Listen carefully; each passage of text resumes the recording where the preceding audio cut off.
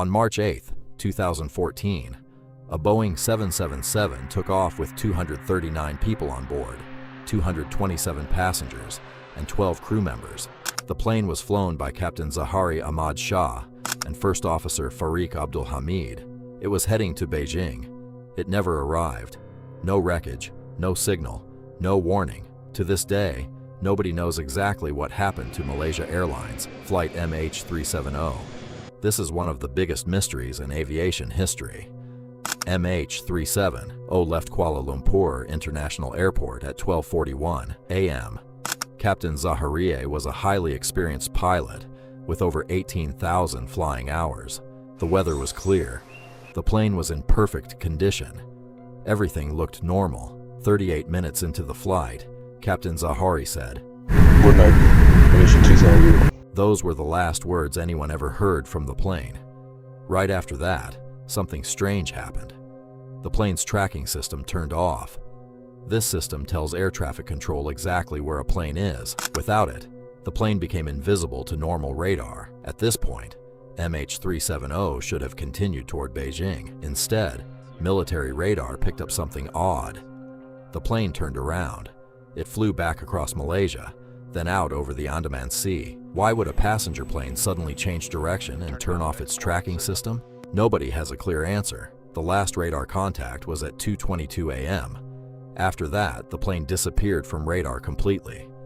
But here's the strange part. It didn't disappear completely. A satellite belonging to a company called Inmarsat picked up faint signals, called handshakes, from the plane for several more hours.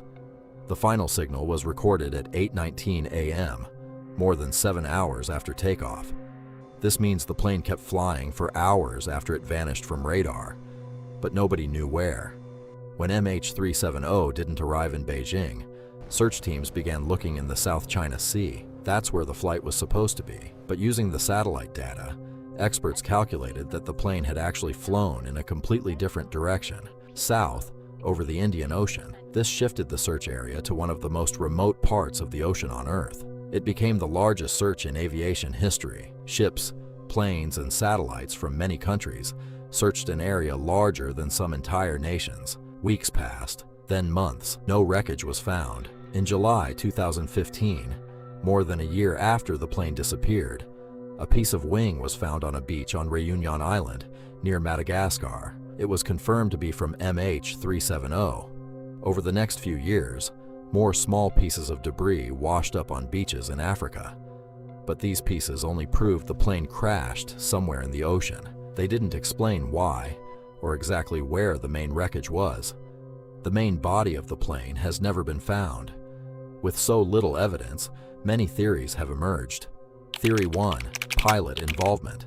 Some investigators believe Captain Zahari deliberately changed course and flew the plane far off track, possibly ending his own life along with everyone on board. A flight simulator found in his home showed a practice route to the southern Indian Ocean, eerily similar to where MH370 is believed to have gone down. However, no clear motive or suicide note was ever found, and this remains just a theory, not proven fact. Family members of Captain Zahari have publicly rejected this theory. Theory 2: mechanical failure. Some experts believe a fire or electrical problem knocked out the communication systems, and the plane flew on autopilot until it ran out of fuel. This would explain the loss of contact, but it doesn't fully explain the sharp turn the plane made. Theory 3: hijacking. Some believe someone took control of the plane, though no group ever claimed responsibility, and no ransom demand was ever made. None of these theories have been confirmed. The truth remains locked at the bottom of the Indian Ocean. Behind every theory are real people from 14 different countries. Most passengers were from China and Malaysia. Families of the victims have spent over a decade demanding answers. Many still hope one day they'll finally learn the truth about what happened to their loved ones. In 2024, on the 10th anniversary of the disappearance, Malaysia announced a new search effort using updated technology and data. As of now, the search continues. MH370 disappeared in an age of satellites, radar, and constant global tracking.